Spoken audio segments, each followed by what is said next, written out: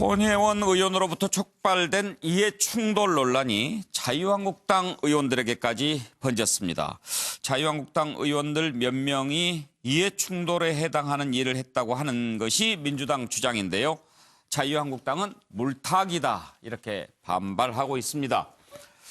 지금 민주당에서 문제를 제기한 자유한국당 의원은 두 사람입니다. 장제원 의원 그리고 송원석 의원인데요. 장제원 의원 같은 경우에 지금 형이 대학교 총장을 맡고 있죠.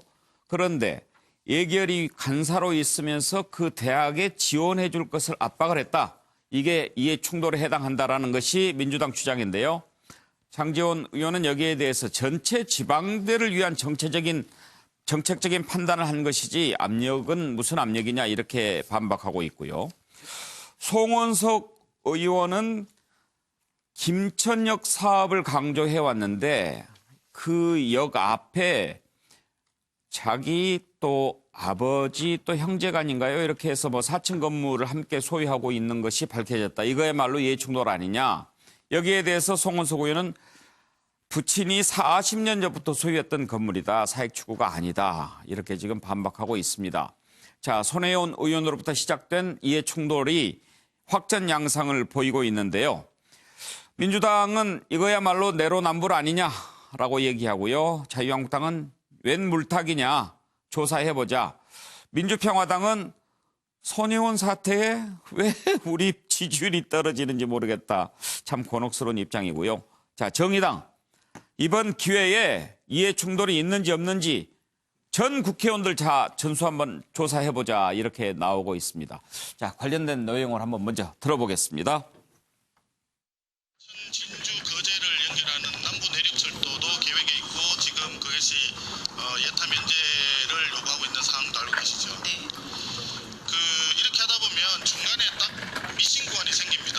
김천과 문경 구간이 중간에 미신 구간이 생기는데 여기만 연결하면 수도권에서부터 진주 거제를 연결하는 한반도를 남북으로 종주할 수 있는 굉장히 중요한 물류축이 생길 수 있습니다. 그리고 인근에 굉장히 많은 사람들이 그 교통 혜택을 입을 수도 있고 물동량이 원활하게 수송될 수도 있습니다. 그래서 본 의원은 가칭 수서에서 진주 거제까지 가는 라인을 중부선이라고 명명을 하고 이것이 한꺼번에 사업이 시행됨으로써 그 대동맥을 빨리 연결해야 된다고 생각하는데. 권력형 비리에 대해서는 물타기 쇼잉으로 지금 일관하고 있습니다. 40여 년 전 부친이 매입하여 유산으로 물려준 상가 건물을 소유하고 있다는 이유만으로 손혜원 의원의 부동산 투기 의혹뿐만 아니라 권력 남용인 범죄 행위를 묻어버리려고 합니다. 또 가족이 대학을 운영하고 있다는 이유로 예결위 간사 활동 자체를 이해충돌로 몰아붙여서 손혜원 의원의 직권남용을 두둔하고 있습니다. 손혜원 의원의 사건은 범죄이고 자당 의원들의 이러한 부분은 이해충돌에 해당한다고 보이지 않지만 그렇다고 하더라도 이해충돌에 불과합니다. 자유한국당 장제원 의원에 이어 송원석 의원도 이해충돌 논란이 불거졌습니다. 이에 대해 자유한국당은 침묵으로 일관하지 말고 엄정하게 조사하여 공당으로서 책임지는 모습을 보여야 합니다. 송원석 의원이 제2의 대전역으로 만들겠다며 남부 내륙철도 사업을 추진한 김천역 바로 앞에 송 의원 가족과 함께 4층 상가 건물을 소유하고 있으며 앞서 자유한국당 장제원 의원도 지난해 국회 예산결산특별위원회 한국당 간사로 활동하면서 교육부가 지정하는 역량강화대학에 지원하는 예산을 확충하라고 강조했으며 실제 지난해 8월 역량강화대학 30곳에 장 의원의 형이 총장으로 있는 동서대도 포함된 것으로 드러났습니다. 이번 기회에 필요하다면 국회의원의 이해충돌 여부에 대한 전수조사와 그 기준을 마련하는 데 여야가 함께 논의를 해야 할 것입니다. 똥 묻은 개가 겨 묻은 개 나무라는 격입니다. 내로남불의 전형이 아니라고 할 수 없습니다. 자신들의 행동은 이해의 충돌이 아니라고 오리발을 내미는 자유한국당의 뻔뻔함에 혀를 내두릅니다. 공익을 앞세우는 국회의원이 사익으로 선하는 행위를 호락호락 인정하는 국민은 없습니다. 국회의원 전원에 대한 전수조사가 불가피합니다. 예, 그 차명진 의원 네. 그림이 궁금해서 먼저 질문을 네, 예. 드리겠는데요. 그런데 보면서 저는 좀 그런 생각이 드네요. 좀 부끄러워요. 우리 여야 정치가 좀 수준이 너무 낮지 않아요? 어떤 측면에서 저 논평이 좀 논평도 조금 뭐 묻은 것도 좀 그렇지만 예. 지금 싸우는 게 나라의 미래를 가지고 싸우는 것은 하나도 안 보이고. 아니 이제 그 정치에서 어떤 권력을 행사하는 방법 이런 것보다는 권력을 행사해서 뭐 국민민복을 어떻게 경제 성장을 어떻게 복지를 어떻게 이런 것보다는 그 권력 자체를 추구하는 행위 예. 이런 게 또 오히려 정치의 주요 이슈가 되는 게 어쩔 수 없는 현실입니다. 예. 근데 그래서 이제 그 사람의 지위를 끌어내리고 예. 아니면 뭐 자기가 올라가고 하려는 게 또 그게 정치의 어떤 주요 대상인데 이 문제로 예, 다시 돌아가죠. 제 예. 생각에는 이랬습니다. 요 그림이 뭐냐면 어디까지를 빨간색이라 할 것인가. 그죠? 장재욱 의원. 장재원 의원. 예. 현재 지방대가 제가 이렇게 보니까 확실하지 않지만 한 300개가 넘는 것 같아요. 그 중에서 30개를 이제 육성대학으로 지적했고, 그 30개 중에 자기 형이 총장인 대학이 들어가 있어요. 그죠? 네. 자, 요걸 어떻게 볼 것이냐. 그 다음에 이제 송원석 의원은 자기 아버지가 물려졌지만 하여튼 자기 거는 맞단 말이에요. 네. 근데 그 지역을 또 특정해서 개발을 하도록, 그렇죠? 예, 어떤 그 정책을 입안을 했어요. 그렇죠? 예. 손혜원 의원은 제가 보니까 이제 보다 더 특정화돼 있어요. 자기 소유가 네. 그렇죠.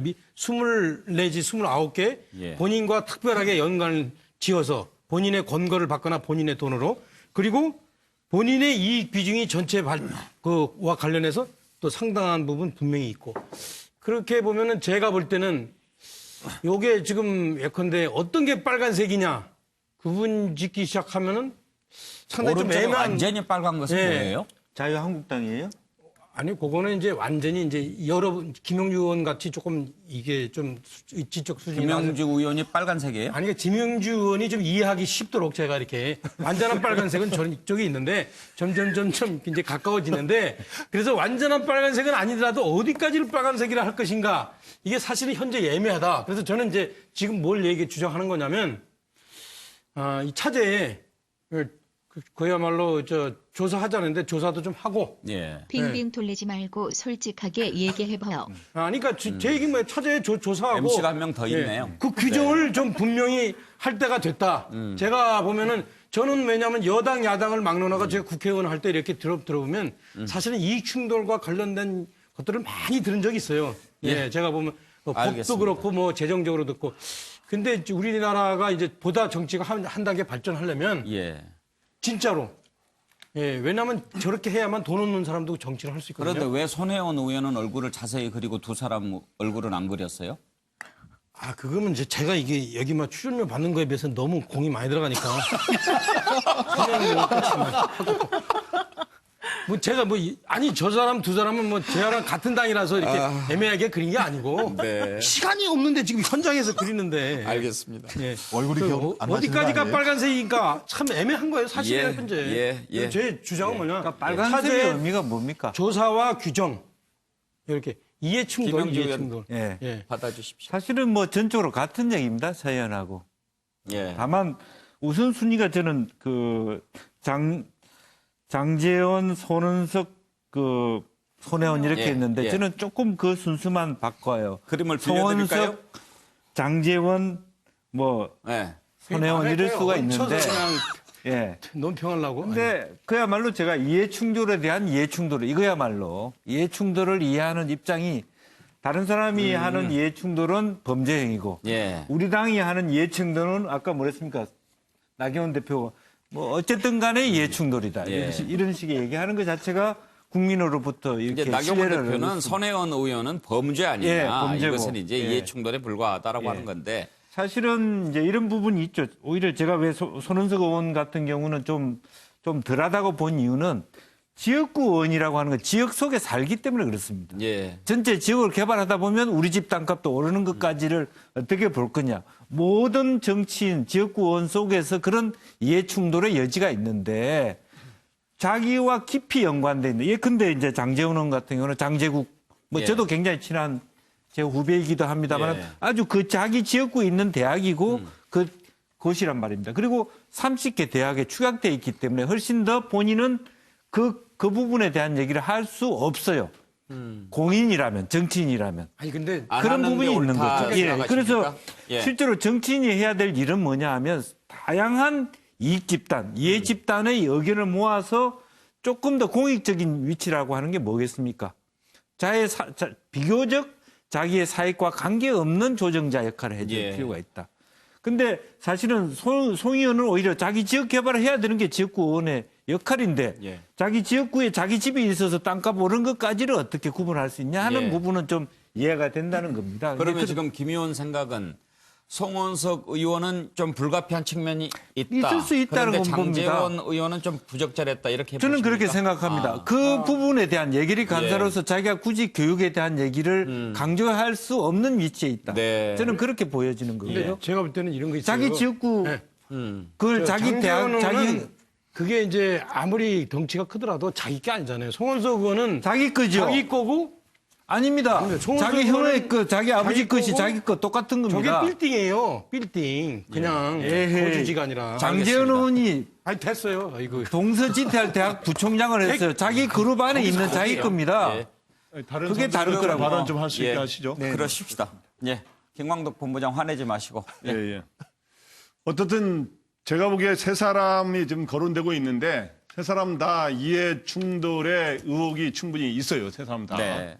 제가 보기에는 왜 그러냐면 한번 뭐 같이 이해를 해볼 겸 공직자율법 2조 2항에 보면 이 규정이 있는데 공직을 이용해서 사적 이익을 추구하거나 개인이나 기타 기관 단체에 부정한 특혜를 주어서는 아니 되며 이렇게 나갑니다. 예. 근데 이거를 만약 어기면 이것도 법 위반입니다. 사실은 이것도 범죄가 되는 겁니다. 근데 이제 제가 보기에 세 사람 다 이해 충돌의 의혹과 어떤 그런 가능성이 있는데 분명히 그 어떤 경중이라 그럴까 무게 그리고 어떤 시점 이런 그다음 또 지역구 이런 것들의 차이는 분명히 있다. 그걸 종합적으로 봤을 때 손혜원 의원의 강도가 좀 크고 그다음에 이제 장제원 의원과 송원석 의원은 조금 비슷하고? 뭐 저건 50보 100보 예. 이런 건데 저는 민주당에서 좀 이중성을 보이는 게 좀 문제가 있는 것 같아요. 왜냐하면은 최근에 손혜원 의원에 대해서는 이해 충돌에 대해서도 금태섭 의원은 아직 일부 의원만 문제를 제기했지 당 지도부나 대부분이 문제 제기를 안 했었는데 오히려 지금 강도가 뭐 더 센 사람들이 거론된 것도 아닌데 이제는 또 한국당이 거론되니까 그냥 막 나와서 막 전면 공격하고 하는 거는 손혜원 의원 때 변호하던 모습과 너무 다르다. 예. 하여간 동일 잣대를 가져야 된다는 말을 계속 강조하고 있습니다. 김종욱 교수, 만약에 국회의원 전수조사한다면 얼마나 나올 것 같습니까? 제가 볼 때는 많이 안 왔으면 좋겠습니다. 일단 기본적으로요. 저는 뭐 똑같이 저는 이참에 그냥 송 의원, 장 의원, 손 의원은 다 모여가지고요. 예. 국정조사도 하고 특검도 하고 저는 예를 들면 동일한 원리 잣대를 대야 된다고 생각을 하는 거고요. 예. 재밌는 건 맨 처음에 투기라고 뭐라 그랬던 거 아닙니까? 손혜원 의원에 대해서는요. 투기 문제가 사법적 제재가 힘드니까 그다음에는 이제 이해충돌 얘기가 왔던 거잖아요.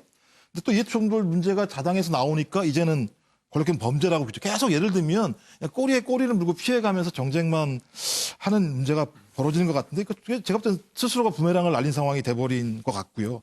또 마찬가지지만 뭐 5,000평 그 송원석 의원 같은 경우는 5,000평 정도의 땅 뭐 임야 전답 대지 이런 게 본인이 얘기했던 3호선 확장 사업에 걸쳐 있다는 거지 않습니까? 손혜원 의원은 한 300평 정도가 걸려 있다는 거고요. 예. 그래서 이런 걸 다 봤을 때는 적어도 자기가 하면은 문제가 없고 남이 하면 문제가 있다는 식으로 이런 계속적인 쓸데없는 쳇바퀴 싸움을 하지 않기 위해서는 저는 근본적 해결을 해야 된다고 생각을 하는 건데요. 예. 예를 들면 이해충돌을 금지하게 되면 금지한 사항에 대해서는 사법적 제재를 가할 수 있는 더 강화된 법률안을 만들었으면 좋겠고요.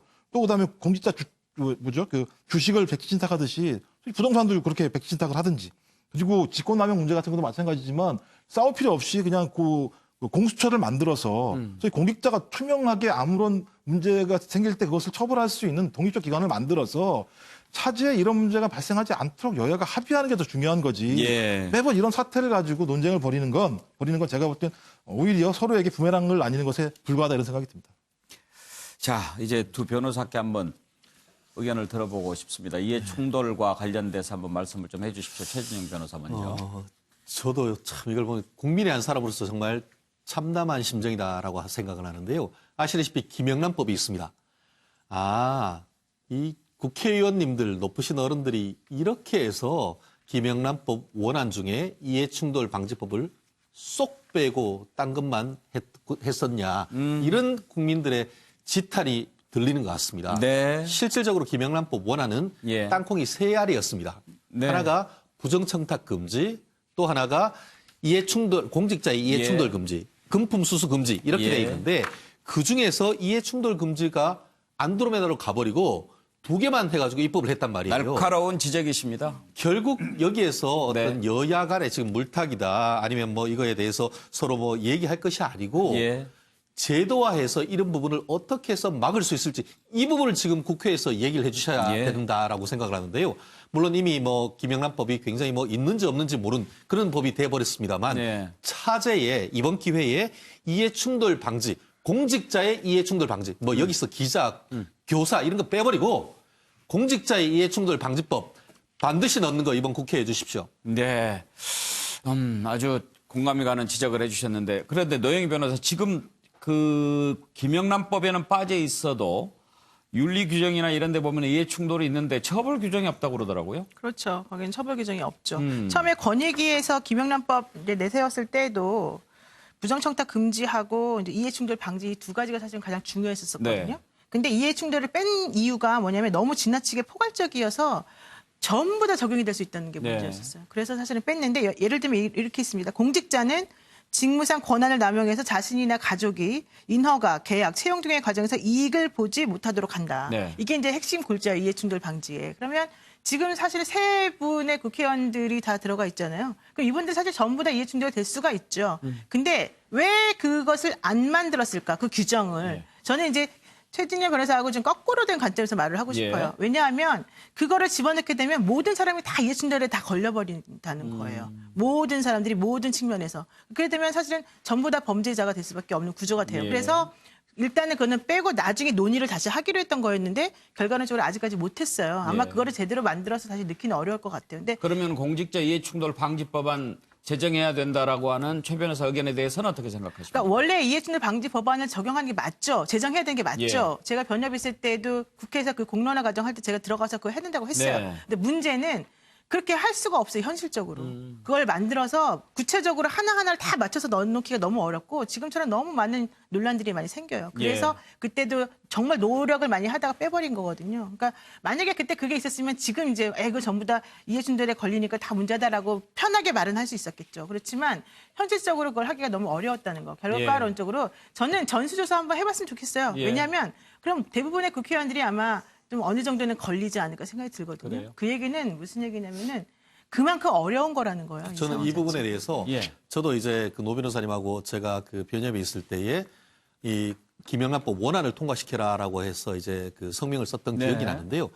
실제로 어려운 건 맞습니다. 근데 그거는 부정청탁 금지도 마찬가지였어요. 부정청탁이 어느 범위에서 부정청탁이냐. 그래서 이른바 형벌 명확성 원칙에 어긋난다라고 해서 결국 지금 현재의 이제 부정청탁 금지도 열거가 아닌 열거를 해서 요거는 안 된다라고 딱 그 못 박은 게 있습니다. 그런 식으로 해서 한정적으로 지금 범위도 아까 말씀드렸듯이 뭐 교사 뭐 다 그치우고 공직자에 대해서 특정한 몇 가지 이런 부분을 하는 식으로 해서라도 이런 부분을 하지 않는다고 하면은 이런 것은 여야 관계없이 앞으로 계속 반복될 수밖에 없다. 저는 그렇게 봅니다. 예. 차 의원 한마디. 그 직권남용, 특히 이제 대통령 직권남용, 그다음에 부정부패, 공직자 부정부패 이 문제가 사실은 우리나라 민주주의 역사가 발전하면서 점점 높아졌어요.